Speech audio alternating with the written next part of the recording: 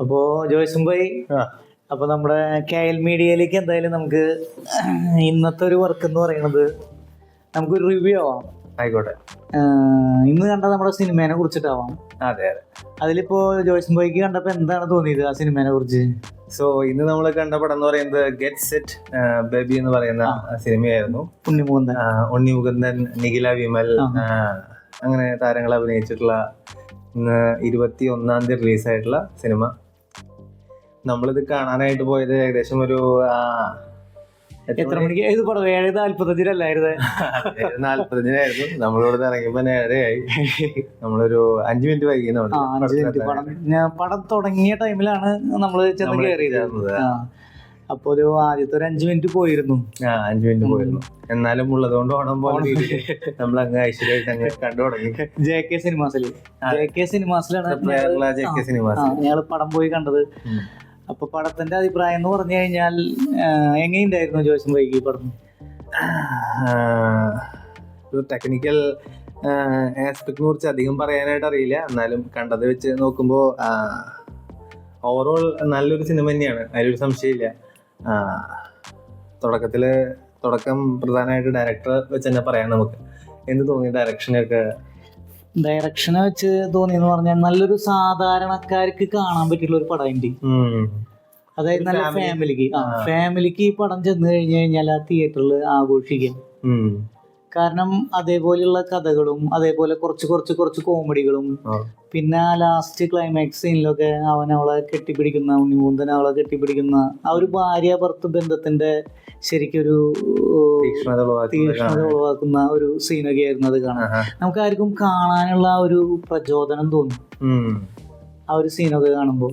അങ്ങനെ ഒരു പിന്നെ അതുപോലെ തന്നെ സുധീഷ്, പിന്നെ നമ്മുടെ ARMലത്തെ തിളങ്ങിയ സുരഭിക്ക് നല്ല അഭിനയം കാഴ്ചവെച്ച ഒരു കുട്ടിയാണ്.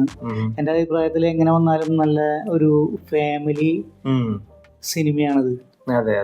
ഒരു ഉണ്ണിമുകുന്ദന്റെ അഭിനയത്തെ കുറിച്ച് പറയുകയാണെങ്കിൽ, ഉണ്ണിമുകുന്ദൻ ആദ്യം ഒരു വളരെ സാധാരണക്കാരനായിട്ട് മസിലിന്റെ ബലമില്ലാണ്ടോ അതുപോലെ ഒരു മറ്റേ പടത്തിനേക്കാളും ഒരു തികച്ചും വ്യത്യസ്തമായ ഒരു രീതിയിലാണ്. ഇപ്പൊ ഇടക്കാലത്ത് അവന്റെ ഒരു പടം ഇറങ്ങിണ്ടായിരുന്നു. അതിനെ വെച്ച് നോക്കുമ്പോ നമ്മുടെ ഒരു സാധാരണക്കാരനായിട്ടാണ് ഈ ഉണ്ണിമുകുന്ദൻ ഇതിലിങ്ങനെ ആക്ട് ചെയ്ത് നോക്കണം.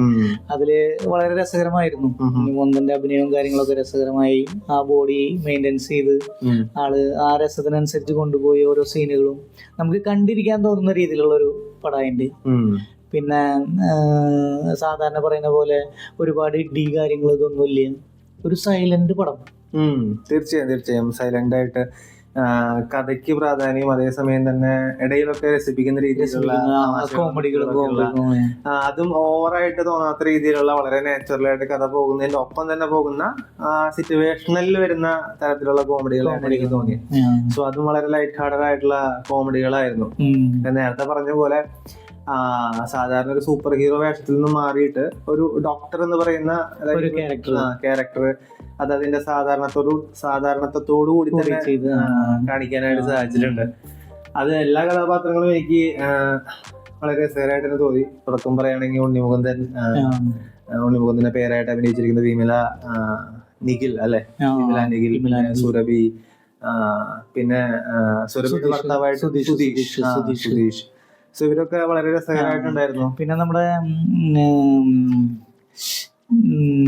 ഇവന്റെ പേരെന്നായിരുന്നു ഡോക്ടറായിട്ട് അവനൊക്കെ ലാസ്റ്റ് ടൈമില് നല്ല രീതിയിൽ. അതെ തീർച്ചയായിട്ടും. സോ ആക്ടിങ് പറയുകയാണെങ്കിൽ എല്ലാവരുടെയും രസകരമായിട്ട് തന്നെയാണ് എനിക്ക് മനസ്സിലാക്കാൻ സാധിച്ചത്. ഈ പ്രത്യേകിച്ച് ചില രംഗങ്ങളുണ്ടായിരുന്നു. അതായത് ഉണ്ണിമുകുന്ദൻ അവസാനം ഒരു രംഗത്തില് ഒരു ഡയലോഗ് പറയുന്നുണ്ട്, എനിക്ക് പറ്റാവുന്നത് മാക്സിമം ശ്രമിച്ചു എന്നുള്ളത്. സോ അത് വളരെ ഇമോഷണലി നമ്മളെ സ്വാധീനിക്കുന്നത്, ഒരു ഫീലിംഗ് കിട്ടുന്ന ഒരു സന്ദർഭമായിരുന്നു. വളരെ നല്ല ആക്ടിങ് ആയിട്ടാണ് തോന്നുന്നത്. വളരെ നാച്ചുറൽ ആയിട്ടുള്ള, അതേസമയം തന്നെ ഇമോഷനൊക്കെ വളരെ നന്നായിട്ട് കൈകാര്യം ചെയ്യാനായിട്ട് തോന്നുന്നത് സാധിച്ചിട്ടുണ്ട്. സോ ഞാൻ അങ്ങനത്തെ ഒരു പക്ഷേ വേഷം ആദ്യമായിട്ടായിരിക്കും ഉണ്ണിമുകുന്ദനെ കാണുന്നത്. സാധാരണ ഒരു പ്ലേസിംഗ് രീതിയും അതുപോലെ തന്നെ ഒരു ഹീറോ രീതിയിൽ നിന്ന് മാറിയിട്ട് കുറച്ചുകൂടി വളരെ സിമ്പിൾ ആയിട്ടുള്ള ഒരു അഭിനയമായിട്ടില്ല.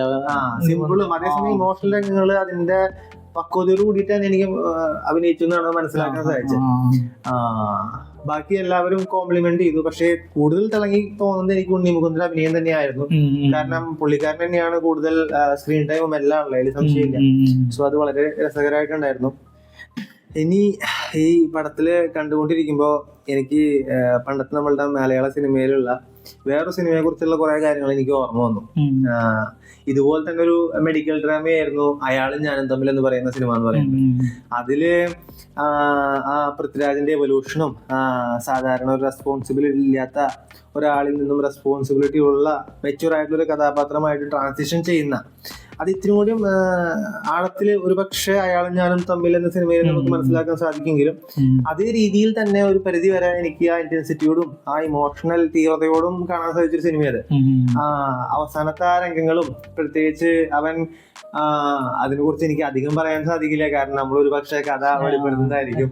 സോ അപ്പൊ അതിന് അധികം പറയുന്നില്ല അതിനെ കുറിച്ചിട്ട്. പക്ഷെ അവസാനത്തെ ആ രംഗങ്ങളിലൊക്കെയും ആ കഥാപാത്രത്തിന്റെ ട്രാൻസിഷൻ അത് വളരെ ആഴത്തിൽ തന്നെ അഭിനയിച്ചിട്ടുണ്ട്. അത് കണ്ണു നിറയിക്കുന്ന രീതിയിലുള്ള തന്നെയായിരുന്നു. ഞാനൊരു സൈക്കോളജിസ്റ്റ് ആണ്. അപ്പോൾ എൻ്റെ ജീവിതത്തിലുള്ള പല രംഗങ്ങളും അല്ലെങ്കിൽ രോഗികളായിട്ട് ഇടപഴകുന്നതും അതുപോലെ തന്നെ അവരുടെ അടുത്ത് നമ്മൾ അനുതാപപൂർവ്വം അതുപോലെ തന്നെ അനുകമ്പയും കാണിക്കുന്ന പല രംഗങ്ങളൊക്കെ ആയിട്ട് റിലേറ്റ് ചെയ്യാൻ കുറെ സാധിച്ചു. അതൊരു പക്ഷേ അതെന്നെ ഇത്തിരി ഇമോഷണലി വൈകാരികമാക്കിയിരിക്കാം ഈ സിനിമ കണ്ടിരുന്ന സമയത്ത്.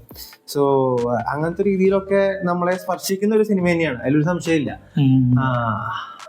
സോ അപ്പോ മൊത്തത്തില് ടോട്ടലി ഈ പടത്തിന്റെ നമ്മളിപ്പോ ഒരു 100% പറയുകയാണെങ്കിൽ 100% എത്ര കൊടുക്കാൻ പറ്റും പടത്തിന്?